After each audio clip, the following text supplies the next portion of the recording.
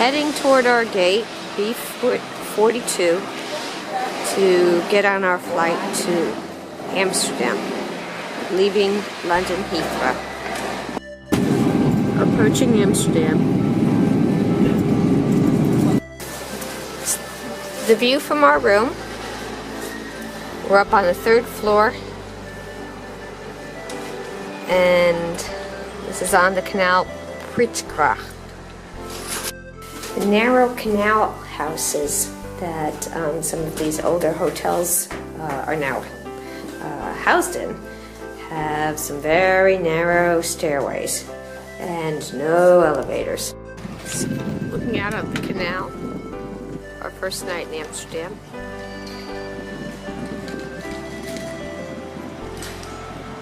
We're here to get the famous fries, but we are going to get without the special mayonnaise sauce. But it is made from the fresh potatoes, and that's the little cutter over there.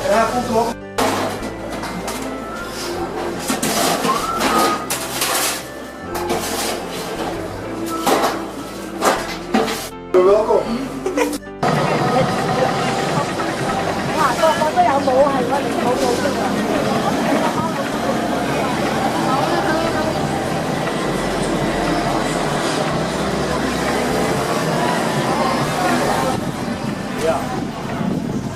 This is the dam, the site of the original damming up of the Amstel.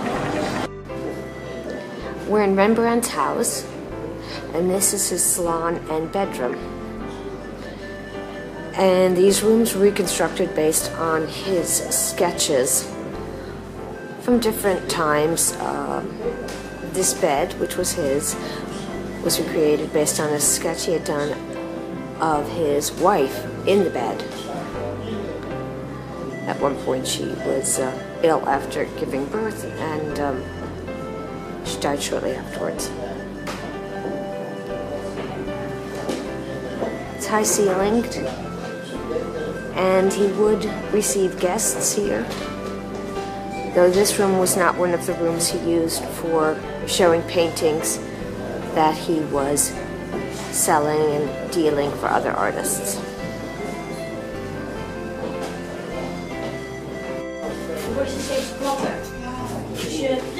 We're in the room where etchings were done, and now there's a demonstration going on of how this were done.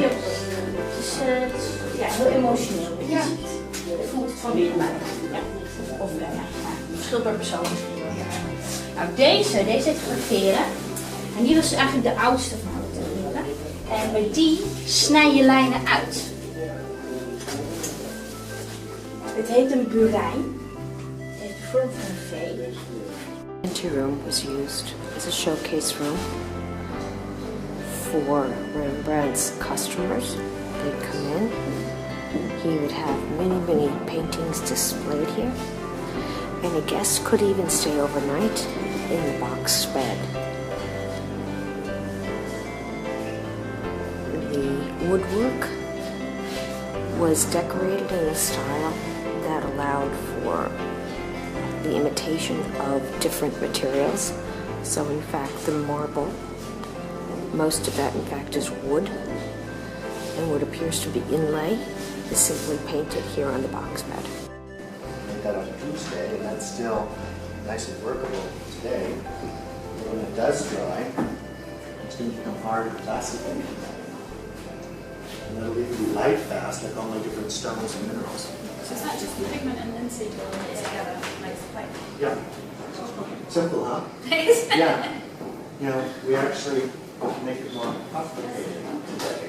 So I'll tell you what this is made out of. Let me just talk about the white, because making the white or the yellow from the white.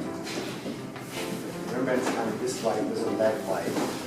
So we're taking little pieces of lead like this, they get curled up, put into a jar, put vinegar in there, cover that with a cloth, cover all of that in porcelain wood.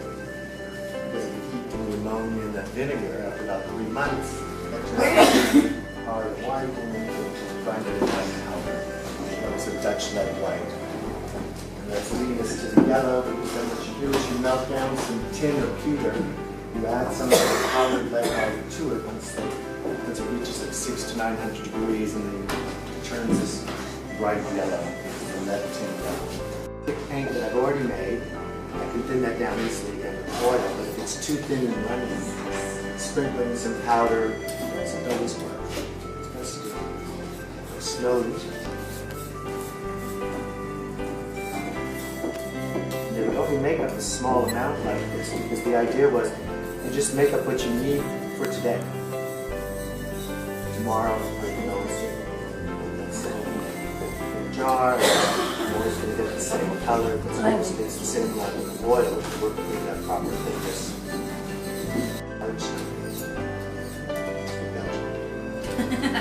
It's actually not as hard as this one because this is porphyr. This is volcanic stone. So it will wear away, and not my more expensive base stone. And it's wearing away because of this rubbing across the surface. People call it grinding. I don't really grind my pigment further. I'm just really making my oil and pigment one thing instead of the separate things.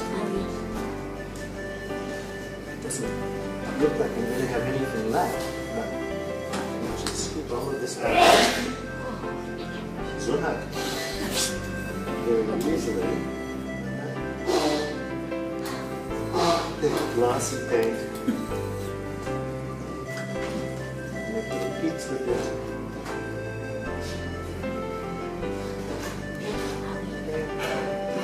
I'm sure there's more than one of you saying right now, that's not a lot of paint. But let's pick up because you're in front. Just give that just a little turn. Yeah. Put your sleeve in paint. Easy? Yeah. Next one, I mix it with white. So a whole lot of variation can be created with buy everything. And always one of the expenses. You're even having to wear, things like how to make your brushes. This is the original etching plate. Copper. You can see the fine lines. And this is one of the resultant prints. Synagogue. And then later we'll head over to the Jewish Museum. At the Portuguese synagogue, known as the Portuguese as opposed to Spanish Portuguese synagogue, although the founders of this congregation, in fact, were of Sephardic or Spanish Portuguese descent. But at the time they arrived on the shores of their new home, the Netherlands, the rulers of Holland, in fact, were at war with the Spanish. So as to curry favor, they dropped Spanish from their description of their background. The synagogue itself is maintained in its original style in that it does not have electricity, and it is illuminated at night by these gorgeous chandeliers which contain hundreds and hundreds of candles. Closer shot of the ark and the carvings.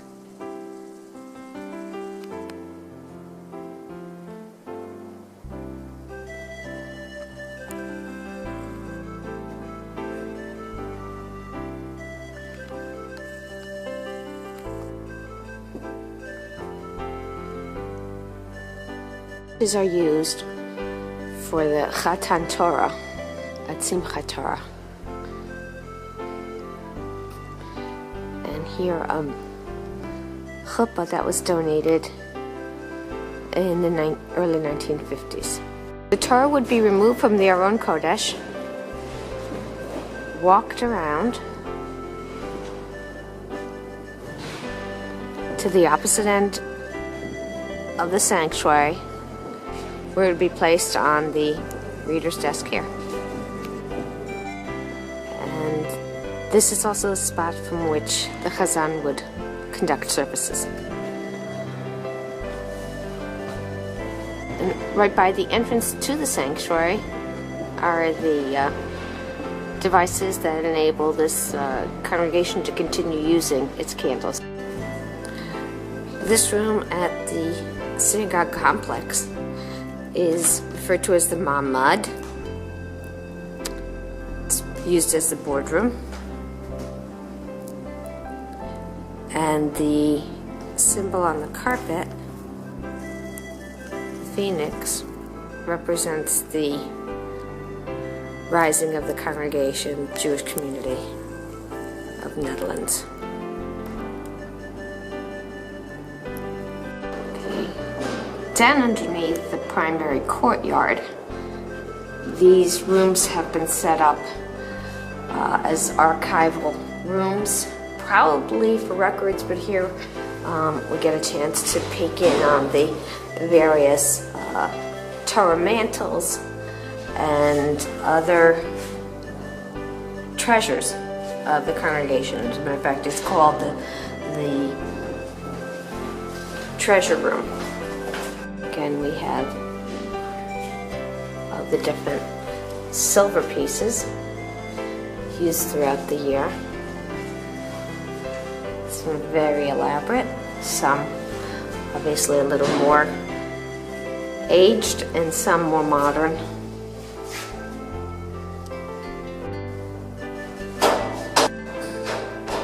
And here are the written treasures, including what appear to be a very old boat.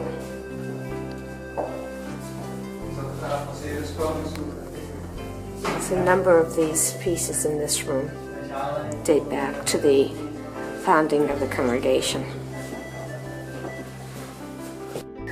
The displays are still being organized. One of the rooms in what would really be properly called a complex around the sanctuary, around the synagogue itself, and this room would be used typically for Shmirah. And this room here was likely reserved for the Kohanim, so they could be separate from the decedent.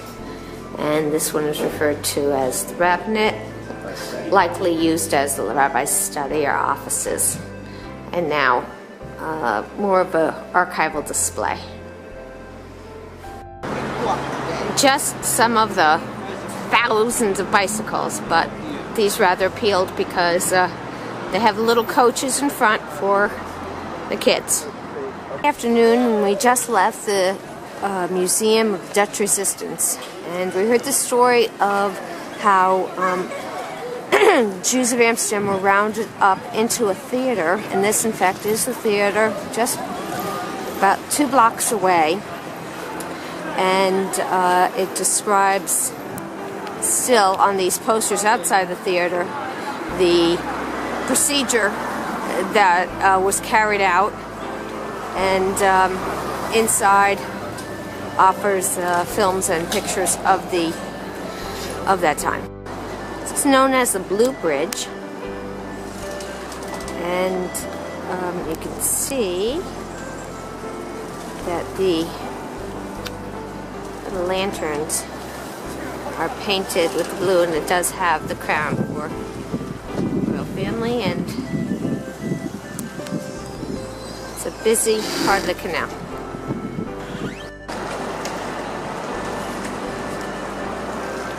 Blue Bridge, and 1884. You can see the detail on the lanterns, from which it takes its name. Statue of Spinoza, marking the place of his birth, and hailed as a hero and precursor philosopher to the Enlightenment. We're at what's now called the Royal Palace in Amsterdam, near the Dam. It was originally built in the middle of the 1600s as Citizens Hall, and then refurbished by Louis Napoleon in 1808, and has remained a royal residence since, but it is open to public. In the Great Hall, see the original work done by the Dutch masters, many of whom were contemporaries of great Italian masters, Bernini included. The beautiful chandeliers were amongst the additions that Louis Napoleon brought when he refurbished the place at a cost of 1 million guilders to become his royal residence. He only stayed a couple of years. The family, the royal Dutch family, Orange, returned to the throne shortly afterwards. The floors are inset with marble, and the globes were placed here as a symbol of literally.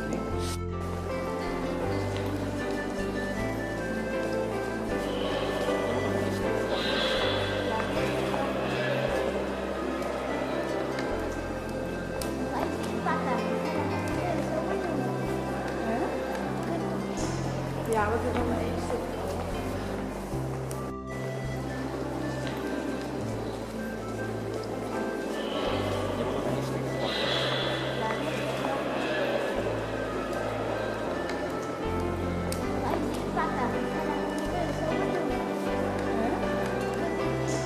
Ja, we kunnen wel één stuk.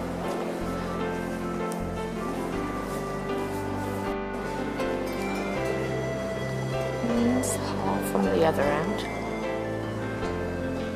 And again, see the maps on it, because the world was at the feet of Holland. It's Icarus who decorates the room in which bankruptcies and debtors were sentenced.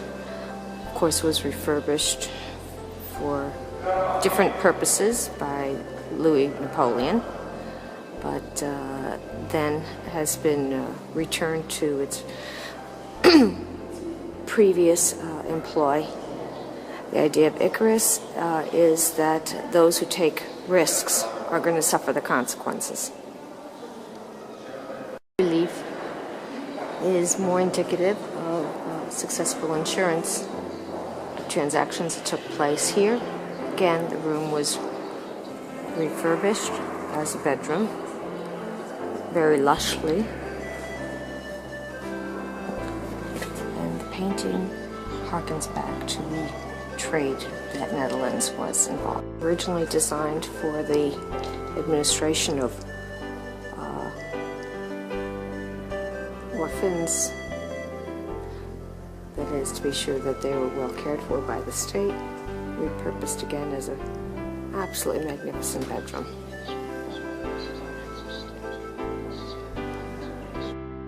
Originally the accounting office, again,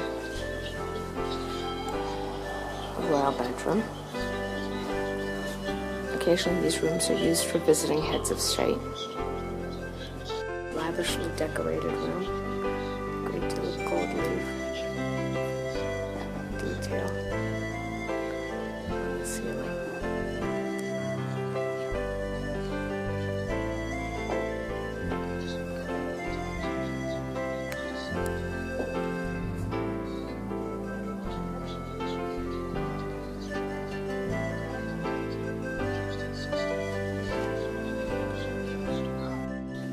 This painting, which depicts the story of Joseph taking care of his family and by extension the people of Egypt, indicative of the role of the treasurer for whom this office was reserved. The room reserved for burgomeisters, and this is the magnificent chandelier which had been recovered from an attic, and in fact it's made of platinum and silver.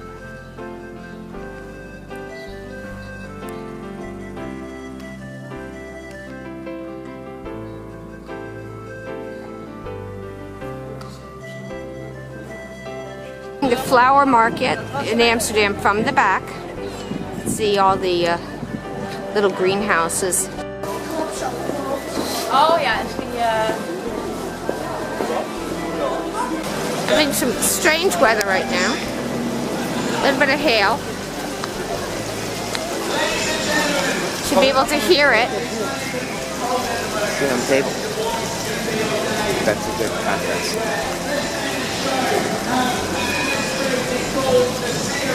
The Reich Museum. The building itself is a piece of art. The work on it.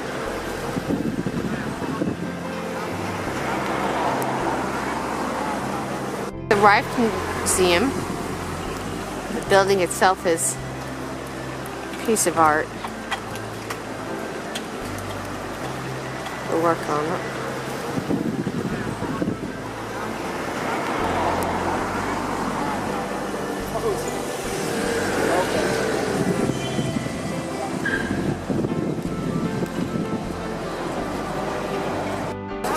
Thank you. House featured in the Rijksmuseum.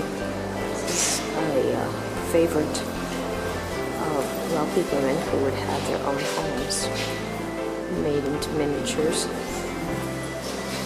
This is not for toys, but for display.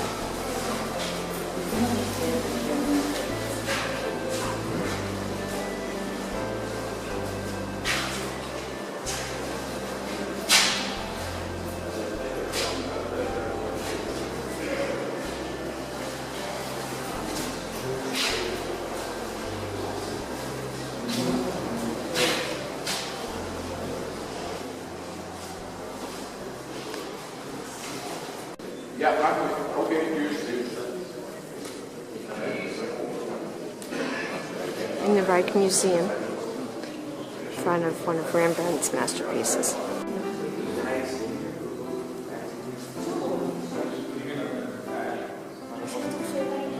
The Night Watch.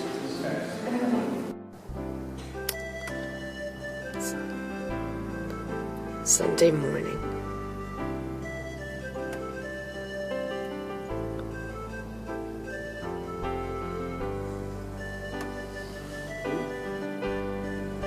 An example of one of the apparently almost permanently moored boats along the canal that are in fact people's homes. Near the Anne Frank house is the West Church, which is the first church built in the Netherlands after the Reformation. So in fact it was built as a Dutch Reformed church rather than having been changed over from a Roman Catholic to the Protestant.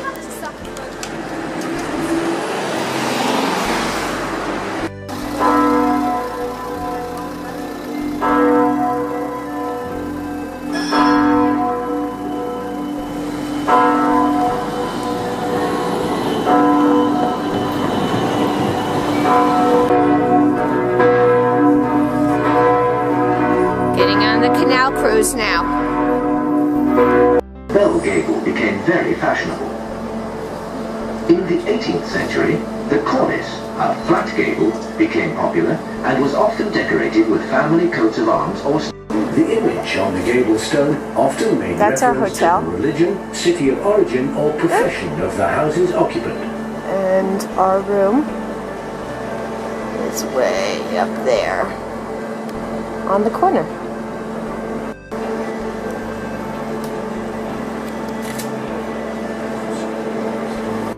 These are the hoisting beams that were used to draw up goods. Now turning from one canal, Priesengracht, onto a canal that flows perpendicular. Priesengracht to Leidengracht. In the back of our canal boat, see the blue bridge with the old Church of Amsterdam. So it was built in the originally the construction began in the 1200s, and it was of course built as a Catholic church.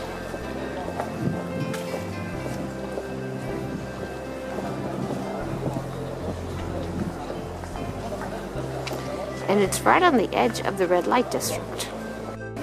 So it's sort of a mixed area, as is made clear, and well signed as well. We're in the old church, and again, as this was originally built for Catholic Mass, some of it has been adopted or adapted for Protestant services. A number of the pieces were brought in from other churches. Columns, windows, some statuary. The floor, of course, these are essentially tombs, and some of them are very elegantly sculpted, designed, decorated. The choir screen is, again, beautifully elaborate. And along the seats, these are actually the backs when the seat is down. This is how it looks when it's up. It has a number of these little wooden sculptures that depict different sayings, many devoted to humility and to loyalty, different virtues.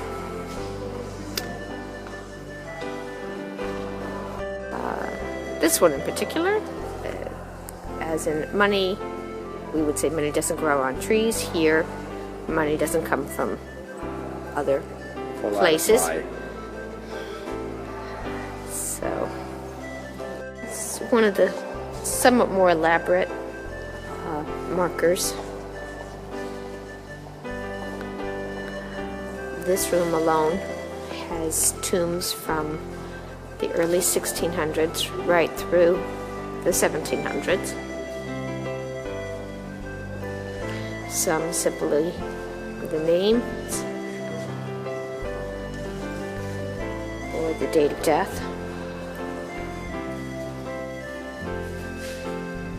Some with a little more explanation. The old church was converted over to Dutch Reform soon after the Reformation, in the 1500s yet. So the mix between the colorful stained glass windows and the simpler plain windows, more indicative of the Protestant church, still is coexisting along with some of the remnants of the older art that's been retained and somewhat maintained. The church is typically used for exhibitions now and performances. The 2 or 3 wonderful wooden spiral staircases in the church. David in front of the skinniest house in Amsterdam. It's a 3-story bike park. It's a 3-story bike park. Now we're in the harbor known as the Eye. It's a small path of water between the mainland and the next piece of land that's still the Netherlands. This waterway is extraordinarily busy, and salt water comes in from the North Sea. So the lower 5 meters of this 11-meter depth waterway is salt water, in which saltwater fish swim. The upper meters are freshwater, where freshwater fish swim. We're approaching the windmill, which is on the edge of Amsterdam. Gruyere. The windmill with a tiny microbrewery in front of it. Hi, here we are in Holland, over by the last remaining windmill in Amsterdam, and a small microbrewery that's at its base. Hi, here we are in Holland, over by the last remaining windmill in Amsterdam, and a small microbrewery that's at its base that we're going to have a little bit.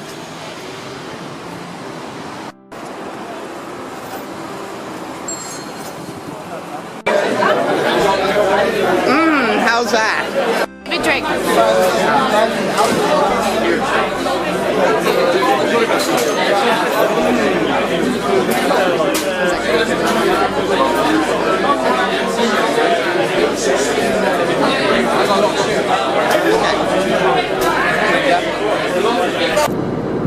We've started our road trip towards Delft. Linda's driving and having a bully of a time doing it. Hello! Bully! We have 22 kilometers to The Hague, and then probably another 20 or so south to Delft. And we are right on the canal. Our hotel is right over there. And we are just up one little staircase this time. Though the hotel has plenty of windy staircases, our room for one night suits us very well with just the one. We're going to go over bridges and make our way to the Delft factory. Let's transfer from the stencil, the more extensive outlining.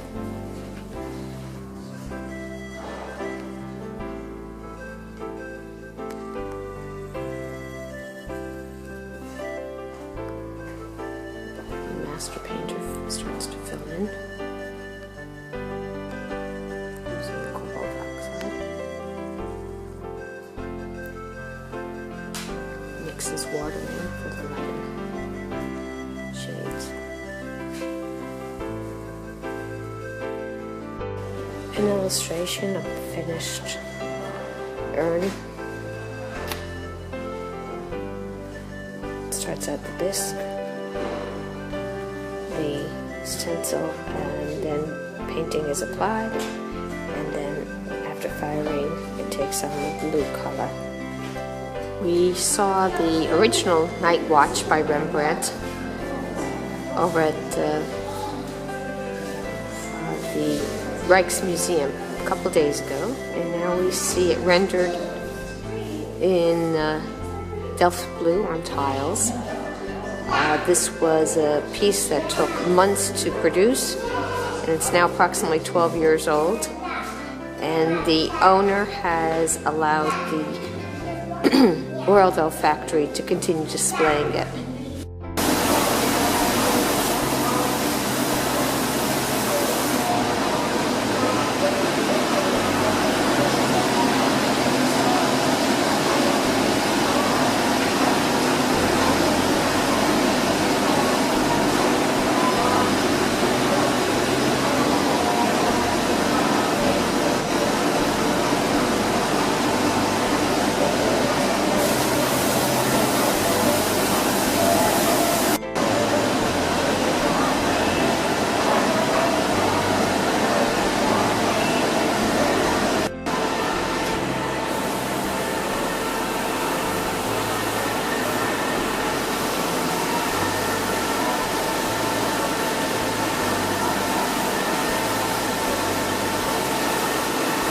Saw the glaze being applied evenly, and another worker was smoothing the bottom of a number of pieces before they got decorated and then fired. See, a very large was probably a commissioned piece over there, maybe just for display for our benefit. Some clay pipes that are being straightened and smoothed before being set aside. Probably recently came out of the mold. The tube is placed back into the form to be sure that the pipes will be hollow. The pipes are eventually going to make their way into one of these 5 kilns. The tube is placed back into the form to be sure that the pipes will be hollow. The pipes are eventually going to make their way into one of these 5 kilns.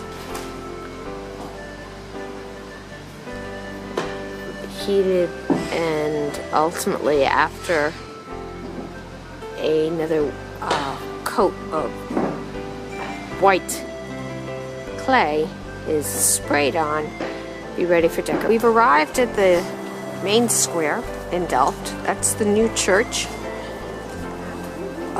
the resting place of the royal family.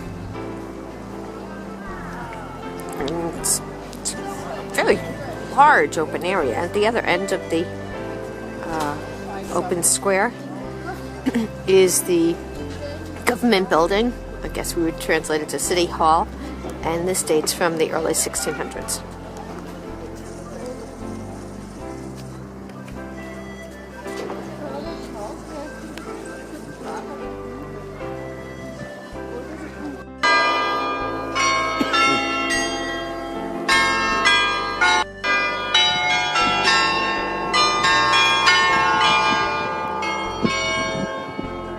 In the Vermeer Museum gives an idea of course, how he composed his painting, and it's put together a little prop spot here that David is now going to model, so that when we go in,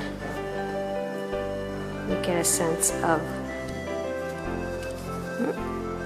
the same perspective that he used in so many of his paintings.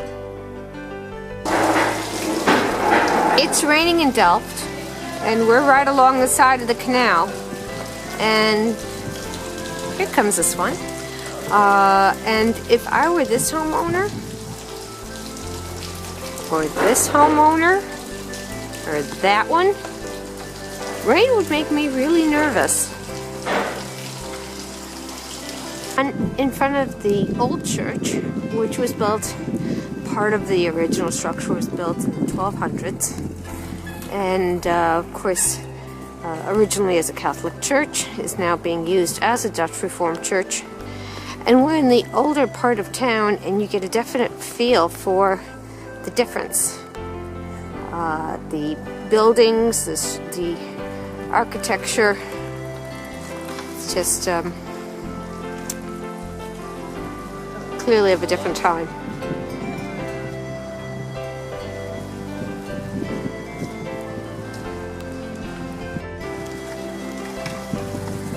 And we're in, as I said, Old Delft, the neighborhood surrounding the old church.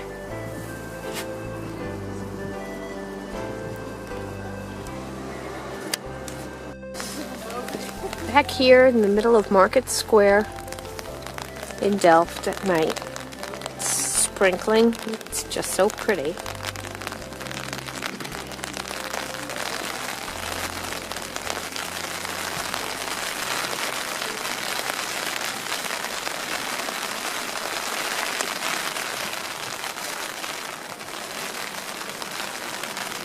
Driving from Delft to Belgium and ultimately to Bruges, you can see the level of the water versus the level of the farmland that we're going through. There.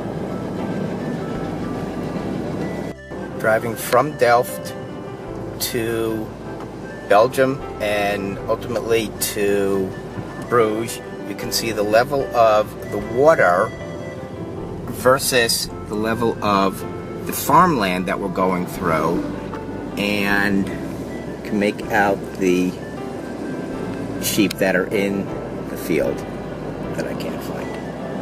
There. Scenic.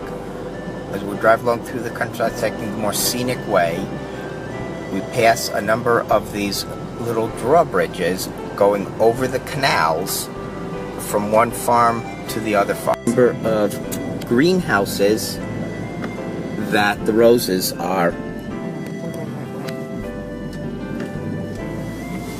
cultivated in. A number of greenhouses that the roses are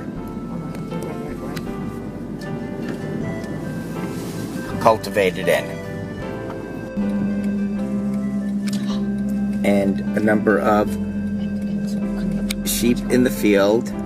And we're going to be coming up to several windmills.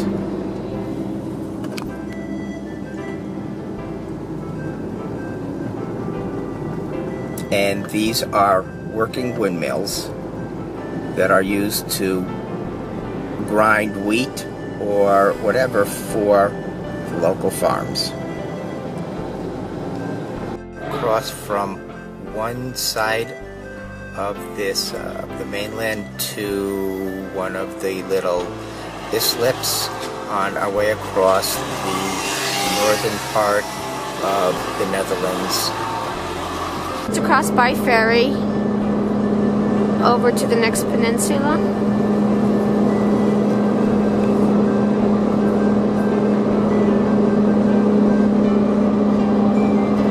This is our little car, the gray Insight.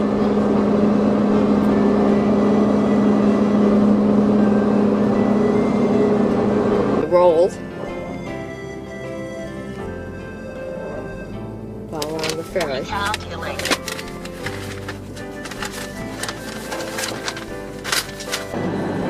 So we're driving, we're passing a number of tulip greenhouses and a lot of farm fields with rather large sheep in them. Traveling along this peninsula, about to go from one to another of the peninsulas. You can see the water out here and how quiet it is because the tide's out. Just over that body of water, and we're looking again north towards what will open up into the North Sea. You can just make out a large cargo ship that is traveling. Bit of a delay, probably about 20 minutes, as they were moving this rather large pieces into place of the drawbridge. Driving along, and we see to our left side one of the numerous dikes holding the water back from the lowland or the farmland.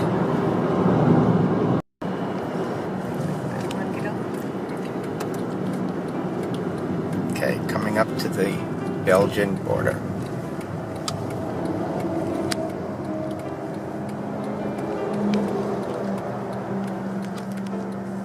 Took a little while, but we're arriving at the Castle de Tenbroek. Is eating his first Belgian waffle in Belgium.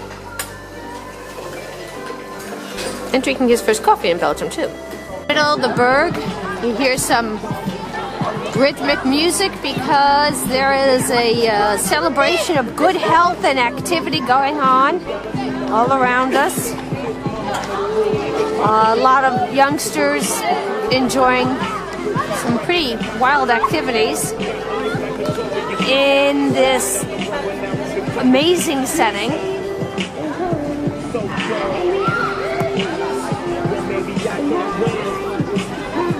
Middle of Berg, which is one of the squares surrounded by these magnificent buildings, centuries old, that are serving right now as a backdrop for some great activities celebrating good health.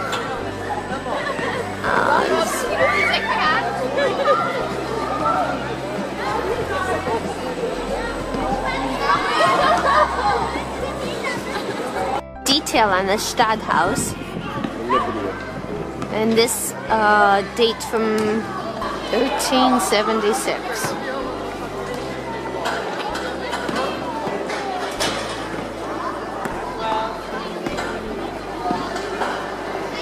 And the Palace of Liberty of Bruges.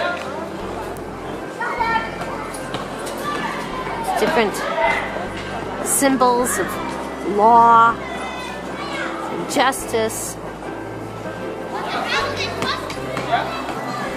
are featured all over the facade of this building.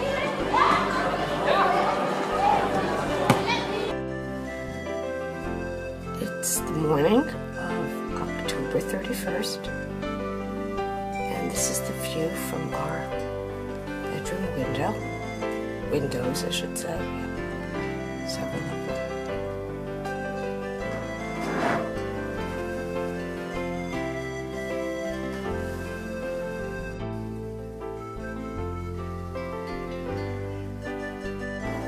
This is the castle by daylight, brighter daylight. It's now about 10 o'clock in the morning. There's the moat or the water surrounding it.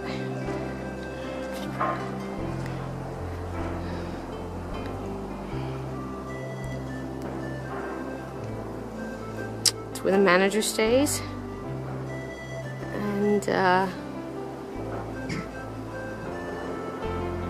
a little quiet now, just one little duck. We heard a bunch of geese this morning, and we saw cows, white cows, and a couple of horses. Okay. Overlooking the Lake of Love as we enter Bruges on foot today. This lake was a replacement port at the time that the primary waterway had silted up, so as to allow for trade to continue for a period of time. This structure, sluice house, had the primary purpose of controlling the height of the water in and out, so as to allow for free movement. The church in the distance contains a sculpture by Michelangelo featuring the Mother Mary. And this building here was part of an ancient order, part of a nunnery that later became basically a respite home for women who just needed a little time out. Coming along some of these smaller cobblestone streets, a number of these buildings are used for little beds and breakfasts, some for restaurants. Most seem quite quiet this time of year. Okay, in 1448, the citizens of Bruges imprisoned the conciliar advisor of Maximilian of Austria, and indeed, beheaded him. When Maximilian was then able to, he exerted his power back over Bruges, and regarding this body of water, the Minne Water, he ordered that swans should forever be able to roam freely, due to the fact that his advisor's crest featured swans, and this would remind the citizenry of the cruelty that they exhibited. In the Stadthaus, the government halls, and this room was where the city council would meet. It had been originally built as two separate rooms, and Later, during the reconstruction phase, the single room was laid out. Elements from the original, the arched ceiling, for example, and some of the decorative elements were continued throughout the room, give it a harmonious look. The windows themselves were featured in the 1905 Exhibition World Exposition and were award-winning pieces of art. And they are still well regarded and looked over by a conservancy committee so that it's maintained. Various pieces of leather glass.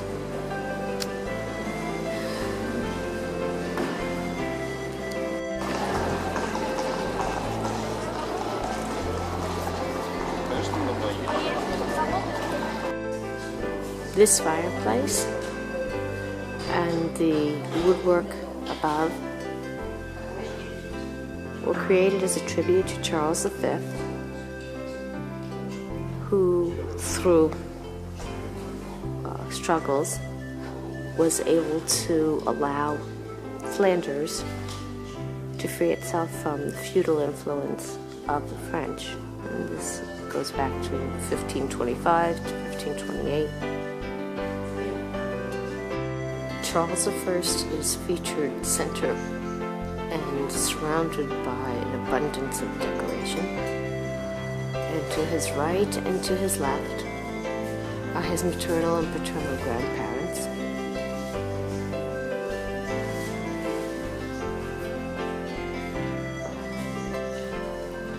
And his parents are featured much more subtly behind him.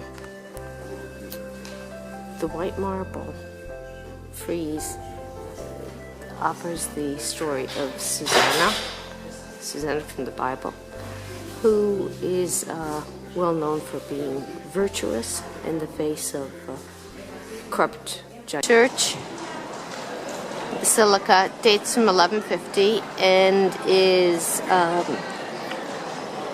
the home, if you will, of a very precious souvenir from the Crusades. It is said to have a vial with several drops of blood. Hence it is known as the Church of the Sacred Blood. We're on the first landing, Belfort Tower, or Belfry, and this is just showing at one of the landings. I guess it'd be called a treasure room. It has the double wrought iron doors. These date from the mid-1200s. And in the chests, of which there are at least two here, would be stored the important town documents. This is the market, not the burg. We're atop one of the landings. You can see out onto the city of Bruges. We're in the drum room, which means we get a chance to see this huge mechanical drum. It's similar to what you'd find in a music box. And this is still being used, and this drum dates from the 1740s. On top, part of the belfry.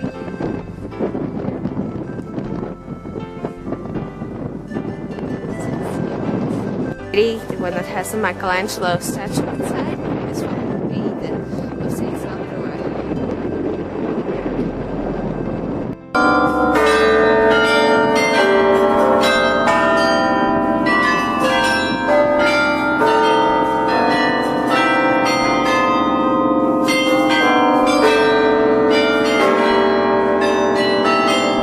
See the Stadt house where we were earlier, looking down onto the Berg, and off in the distance you can make out a windmill if I come up close to it.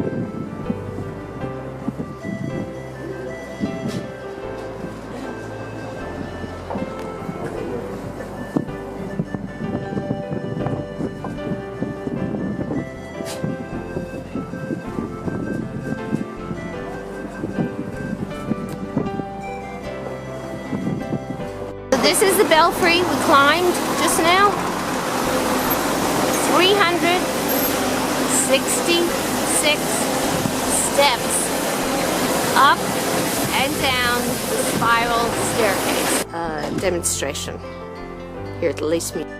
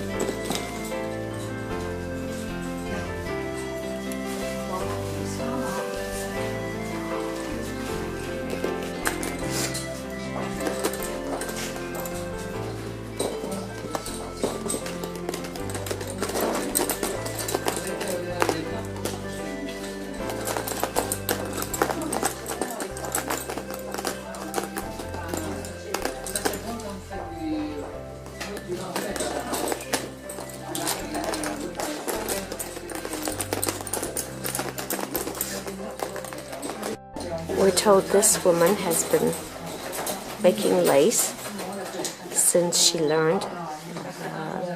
She was taught by her grandmother and her mother when she was 7 years old.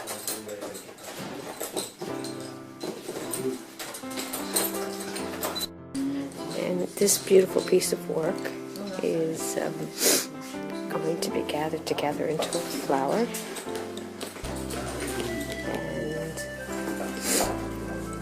The artist says she does approximately 3 panels, each diamond representing 1 panel, 3 panels in an afternoon.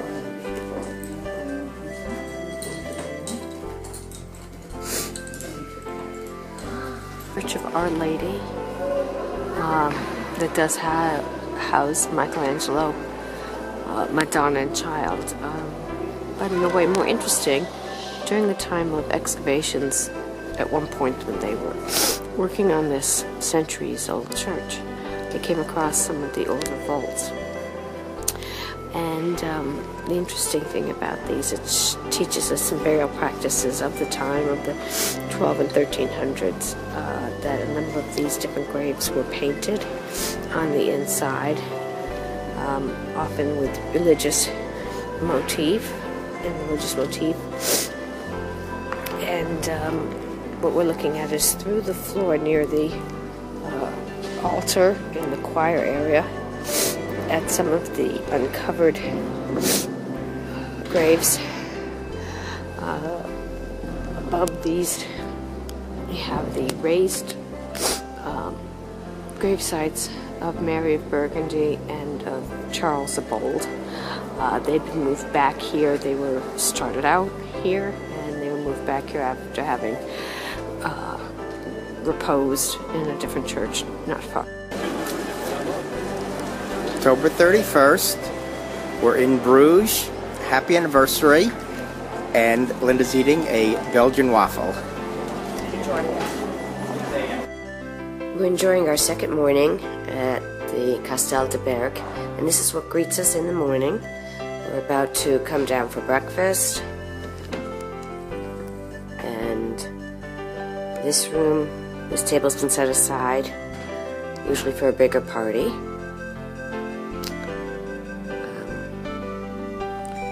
All the windows look out onto the fields, the moat, doors. And this is the room that we have breakfast in. It's a magnificent fireplace there. The ceiling is all beautifully done. And mirrors all over the place. This is our view. And it is quite windy and rainy this morning, but we do see that the cows are not terribly bothered by the weather.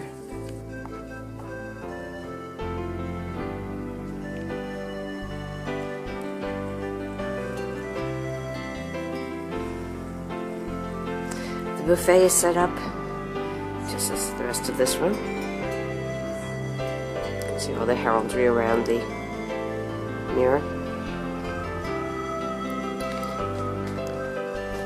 This is where the buffet is set up, and again the ceiling is all done in gold, and there are tapestries around.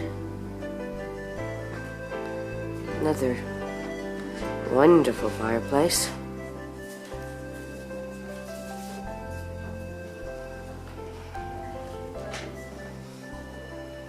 Sideboard and breakfast. This is our bedroom. Tapestry, windows, chandelier, 16-foot high ceilings, and a beautiful mirror above a little fireplace. We have our chairs for sitting, our chairs for putting aside what we're wearing for the next day. Couch, table, where we get to sit and have tea in the evening. Our wardrobe closet, again with mirrors. The little television that sneaks back into its closet after the evening is done. And our bed with a carved headboard, and I guess a member of the family looking over us. So that's the bedroom. One of the doors is what would be probably called our washroom. We have full shower, the extra jets, fun, window, check out what the weather's going to be, double window, very large tub, and double sink.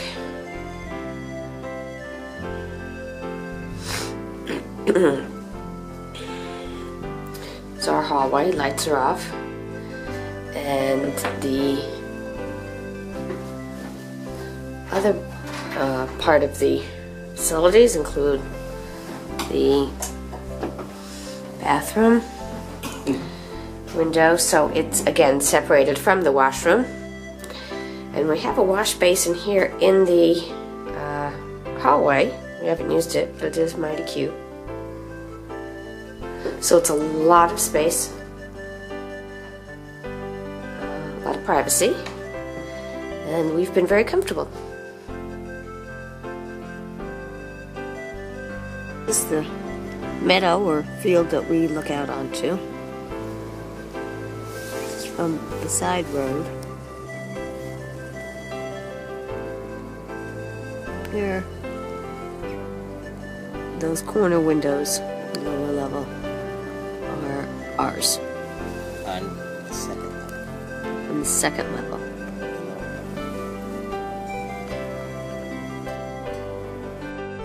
We're inside Groothuis. It's a museum that is now housed in what had been a private home, a huge mansion overlooking one of the canals with a peek into the church next door. This is a storehouse for many everyday items from the 1500s onwards. So we see some of the furnishings, the detail on the decoration, the decorative oak, the scroll work here.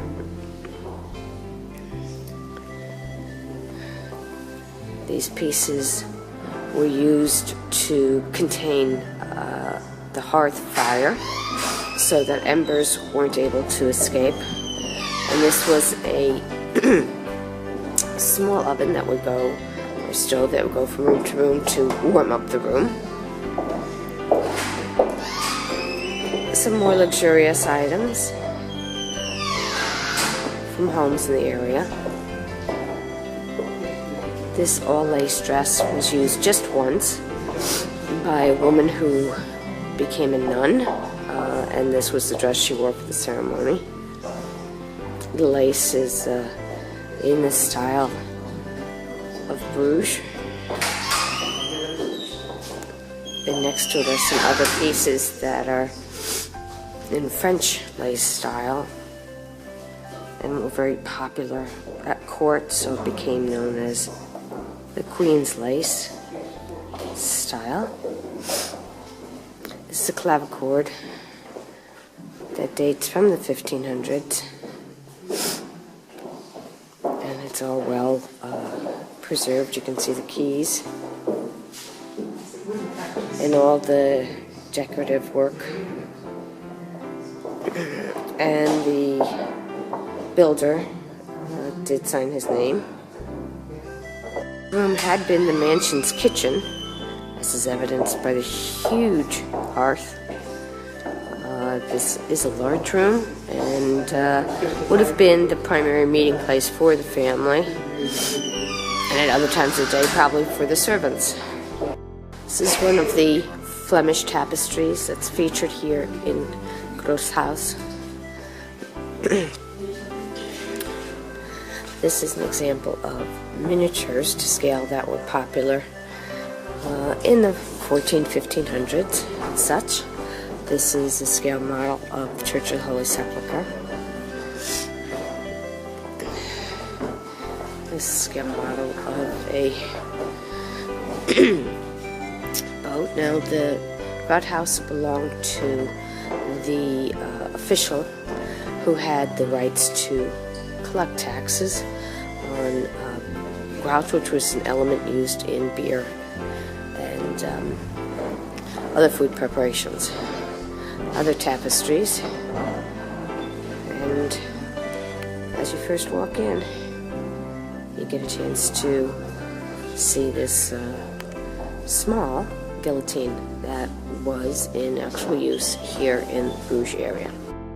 Whomever sat here in this chapel got the benefit of those wonderful windows, part of Church of Our Lady.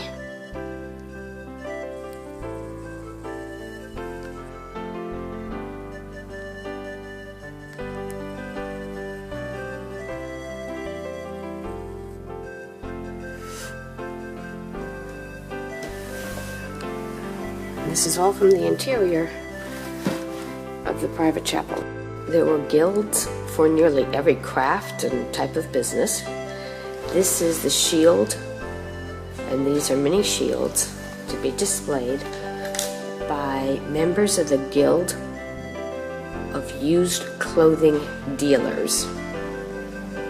Boothouse with the balcony and the beautifully sculpted ceiling.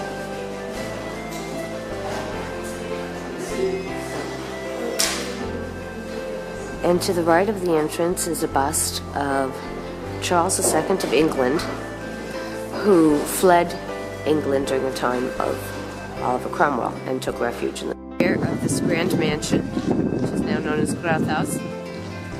And you can see how it links up with the Church of Our Lady,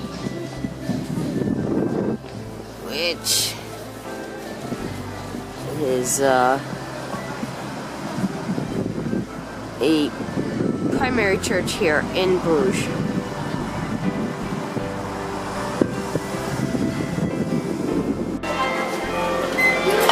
Okay. I didn't get. Just curiously, what That's the edge. It's Has body. it's very different of the Brussels. And the Brussels is light.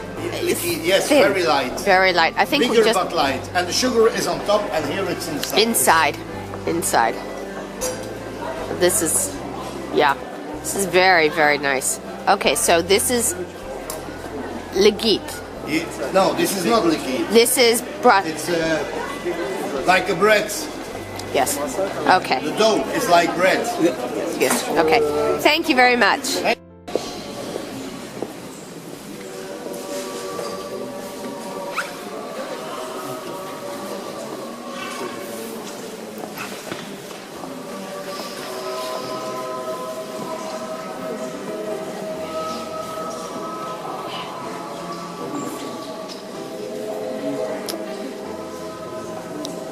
The Society of the Holy Blood, Veneration for the Holy Blood, dates from the 1200s.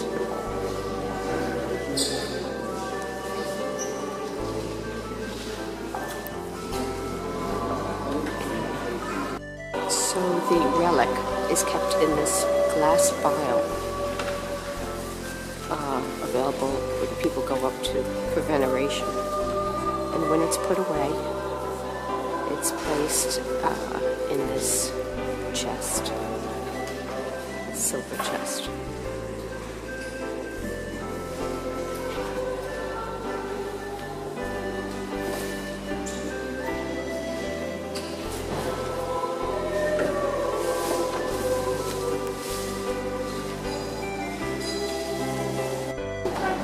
We're now heading out of Bruges.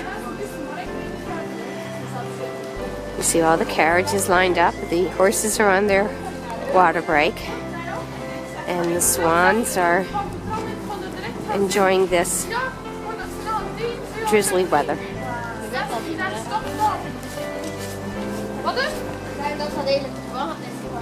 Okay, this is the road we take in towards our castle. These folks share our, well, not our quarters exactly, but the grounds. And they're very quiet, as opposed to the geese who do make noise in the morning. And this is the cobblestone road. The previous road is a town road, and that's why it's in rather poor shape. They haven't tended to it since the rains have started. Back in the castle. This is the staircase we come down each morning, and in this case afternoon. We're going to go for a little walk outside. Back in the castle. This is the staircase we come down each morning, and in this case afternoon. We're going to go for a little walk outside since the weather seems to be posing in front of the moat. Now they're not honking. Geese! There, on cue.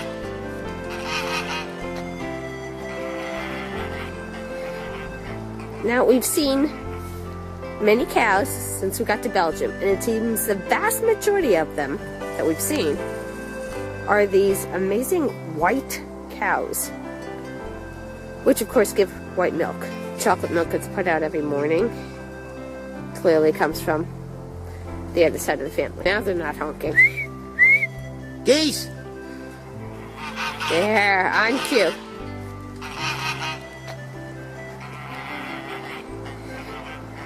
Now, we've seen many cows since we got to Belgium, and it seems the vast majority of them that we've seen are these amazing white cows, which of course give white milk.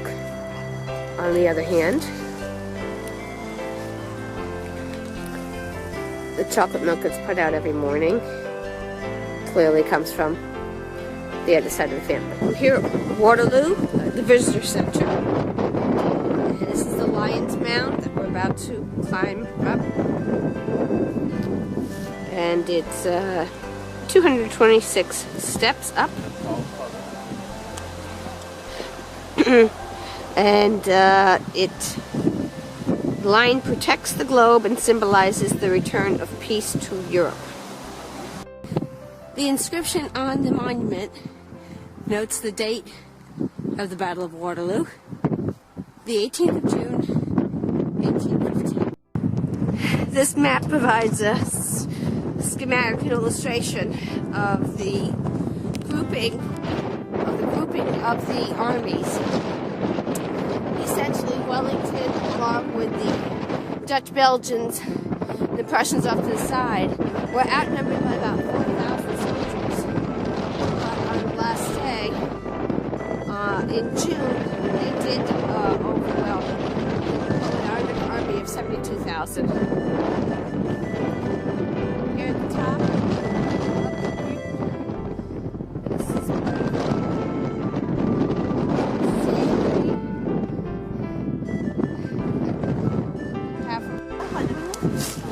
off in the distance, we're by the headquarters of Wellington, This entire area is all battle site. In the distance, you see a couple of monuments. And we're standing on top of a constructed hill that stands as a memorial both to the battle and a symbol of the hope that returned to Europe of peace. Okay. We're inside the atomium and making our way slowly, escalator by escalator, up into the various spheres.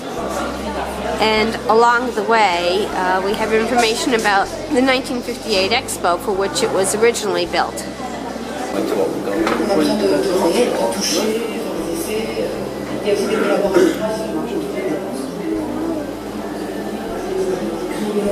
We're inside the tubes that link the elements of the atom.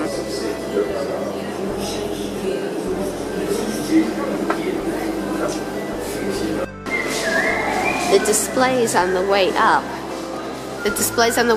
Feature different examples of current industrial design products and some really everyday kinds of things like chairs and plates and racing bikes and cardboard boxes. Displays on the way up feature different examples of current industrial design products and some really everyday kinds of things like chairs and plates and racing bikes and cardboard boxes. Okay. No, go ahead. The atomium, perhaps the coolest place for a little sleepover. We came up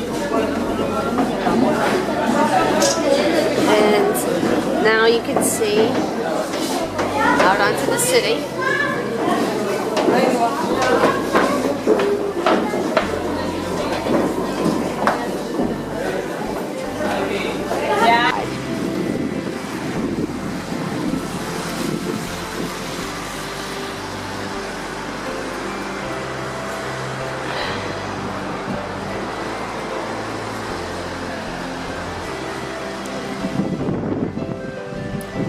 And of course the inevitable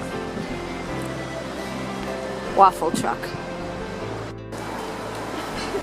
We're in the Grand Place of Brussels and we're looking at the magnificent Hotel de Ville, which was a government house, and it's surrounded by guild halls which date primarily from the 1600s. They're just absolutely outrageous, magnificent. We'll be going into the museum here, and I'll get another shot soon, which had been, we think, the governor's house, or at least offices. And all of these were individual guild offices or guild halls. Is the patron saint, and he gets the place of honor.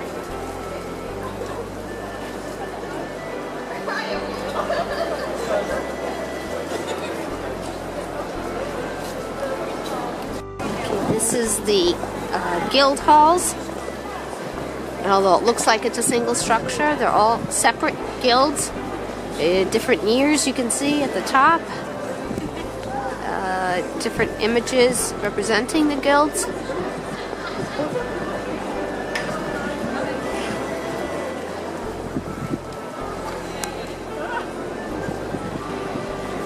The Brussels Museum, which houses just general artifacts from the marvelous buildings in the area.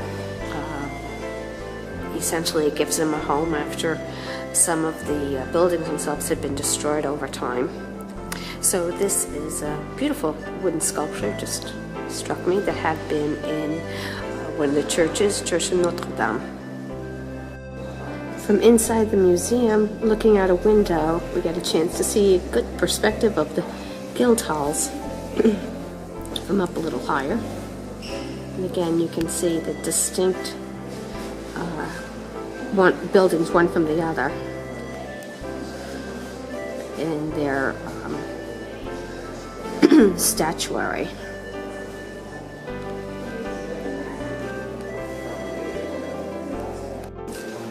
We've entered that part of the museum which is devoted to the little mannequin piece, and specifically to his legend, of which there are numerous stories explaining his origin.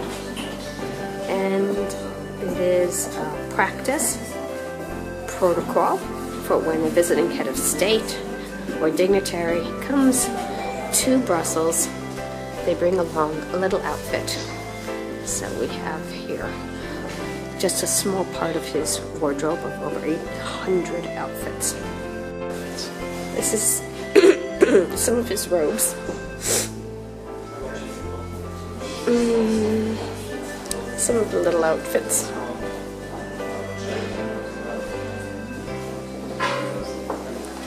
And so they have little mannequins of his done up here in the museum in his outfit. Player. And this was a gift from the Elvis fan club in Belgium. And this was a gift from the Elvis fan club in Belgium.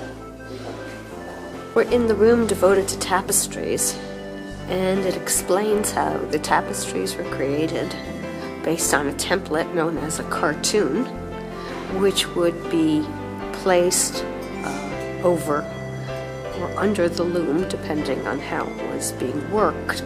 And so the tapestry was then in fact woven in reverse of the finished product.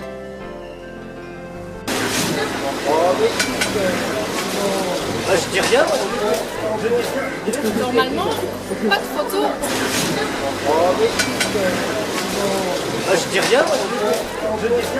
Normalement, pas de photo sans avoir goûté, madame. So just past the waffle factory, and we're in one of the major intersections of tourist area of Brussels, and we finally come across the image of Tintin rushing down the stairs trying to catch the bad guy on our way to see the little pisser. Really, the little guy is a favorite anywhere you go. It really is very little.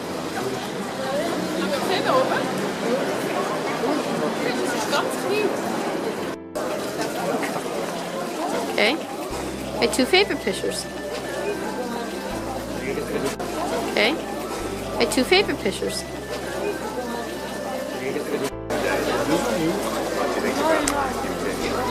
He attracts quite a crowd all the time.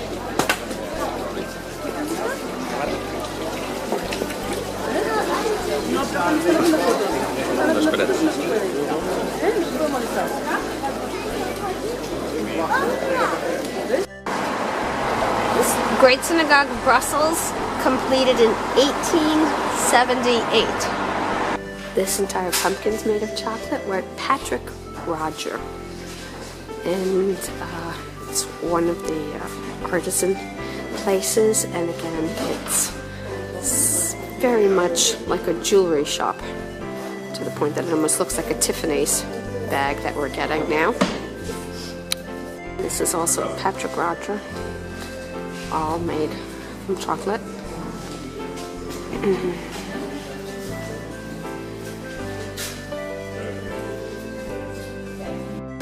That the church cathedral that goes by a couple of different names, but we're going to call it the Cathedral of Sablon, because we're in front of the marketplace, the square of Sablon, and we've enjoyed going through a number of the different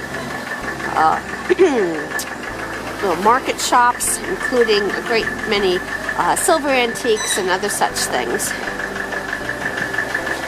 Cathedral that goes by a couple of different names, but we're going to call it the Cathedral of Sablon, because we're in front of the marketplace, the square of Sablon, and we've enjoyed going through a number of the different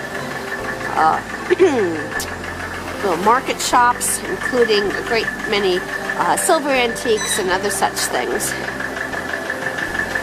We're at Cinquantenaire Park, which was originally established on the 50th anniversary of the independence of Belgium. And this is their Arc de Triomphe, which wasn't actually ready in time for the opening of the park, but it doesn't matter because it is now. It was originally, this was originally finished in 1910. The exposition of 1880, in celebration, as I said, of the independence of Belgium, left us a couple of museums, including one devoted to military, one devoted to cars, one devoted to the ancient artifacts of what were the colonies. Exposition of 1880, in celebration, as I said, of the independence of Belgium, left us a couple of museums, including one devoted to military, one devoted to cars, one devoted to the ancient artifacts of what were the colonies. This is a museum for the military, and I'm not sure exactly what it means that they put Charlie Chaplin up there as the face of the Belgian armed forces. Back through the wind and rain from the park, and we come upon the Belgian Parliament. Not a lot of security in evidence anywhere. We passed a guard booth about 100 yards back, which was empty.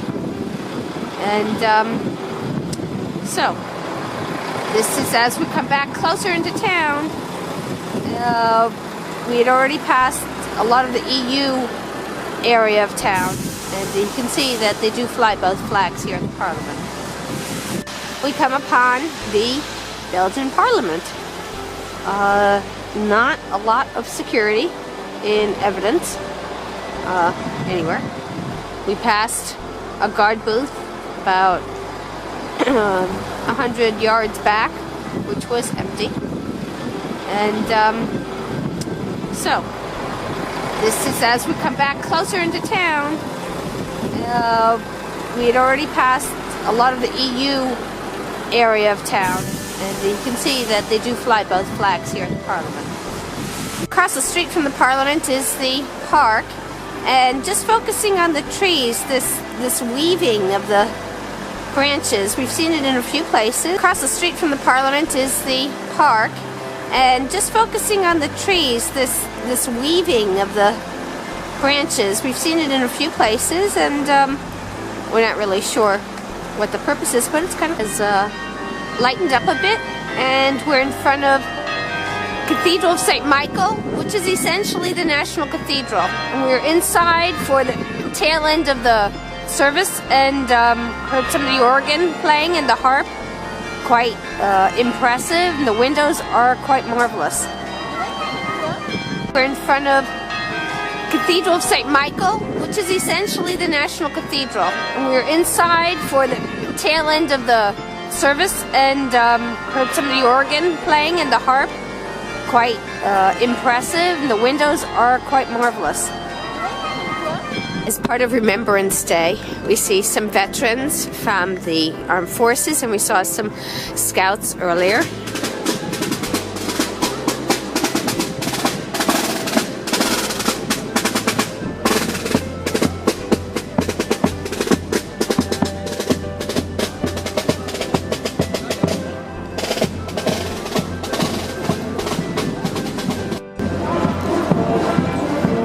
We see some of the guilds being represented still.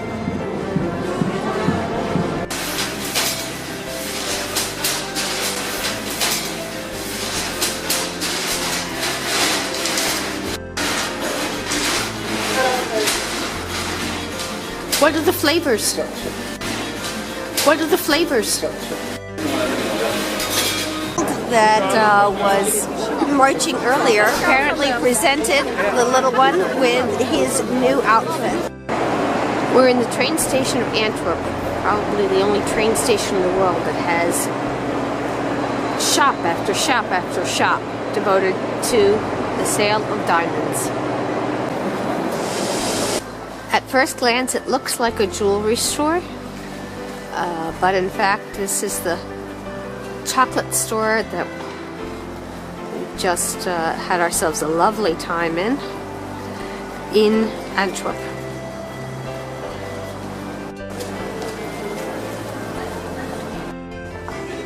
We're staying right near this amazing Gothic cathedral, started in the year 1352, Cathedral of Our Lady, noted primarily for its size, largest Gothic cathedral in Belgium, and the fact that after 200 years they decided not to put that second spire on. We're in the middle of the Grote Markt, or basically Central Square in Antwerp. This is the Stadhuis, and bordering the square are the guild halls, and they're just beautifully gently lit, so it's quite a sight at night.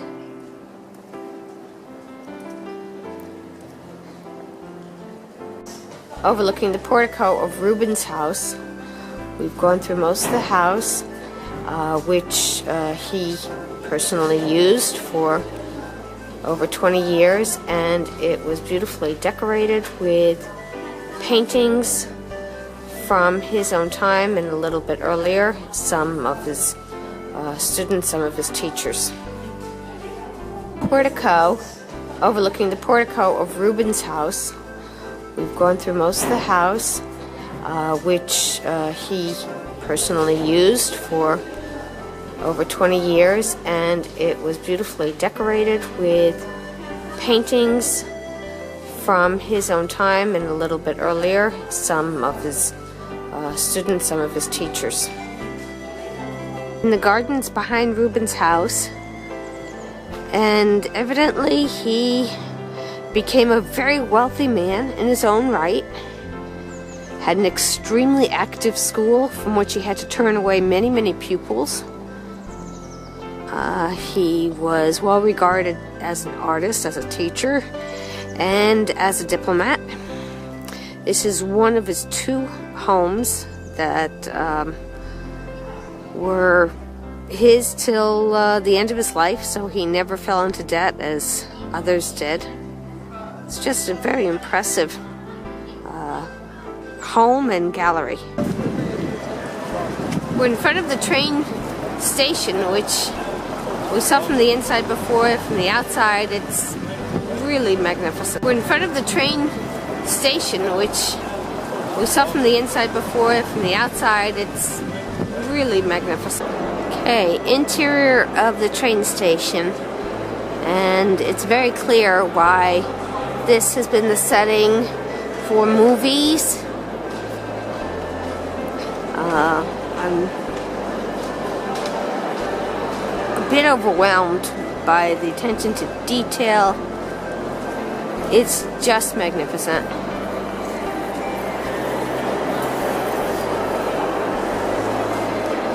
It was built at the end of the 19th century, and the architect was from Bruges, and it's fitting for a grand city, or a city that thought a lot of itself.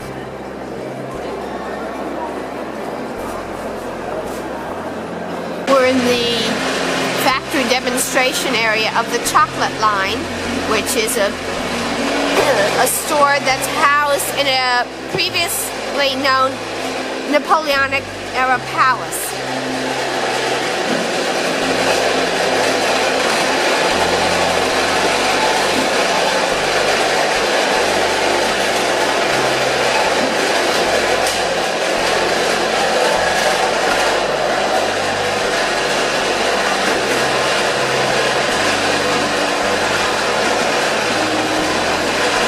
chocolate pops over here. He's writing a greeting on a bar over here. And we can see some of the fanciful works in chocolate from this chocolate shop. He's filling the pitcher with milk chocolate. Kijk eens. Kom een beetje chocola bij. And he pours it into the pre-warmed mixture of nuts and raisins. Zo, ja, wat hij in die bak heeft, hij kan nu al 5 liter in zitten. Noten en rozijnen. They'll mix it through. En gewoon een bouw. He pours it out onto the acetate. And I think this is how they make the bark. And this is where the bark ends up. Well, where it's sold before it ends up, where it really ends up. In one of these magnificent palace rooms.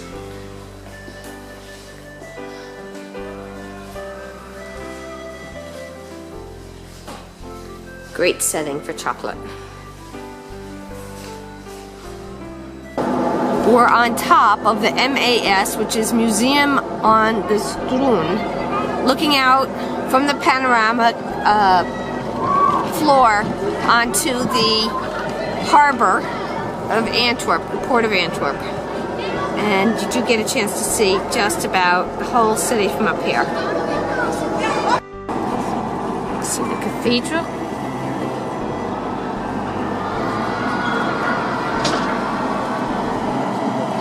See the train station. In the new church in Amsterdam, the construction on this began in 1410, meaning it began as a Catholic church, but by the time it was finished after a restoration after a fire, it was a solidly Protestant church. One of the unusual features is it has windows dedicated to the reigning monarchs. The one on the left is William of Orange, William I. He's from the late 1500s. And on the right, Queen Wilhelmina from the late 1800s. Of all the stained glass windows we've seen, this perhaps is the most unusual. This was created in honor of Queen Beatrix, the current reigning monarch of the Netherlands. The last night in Amsterdam.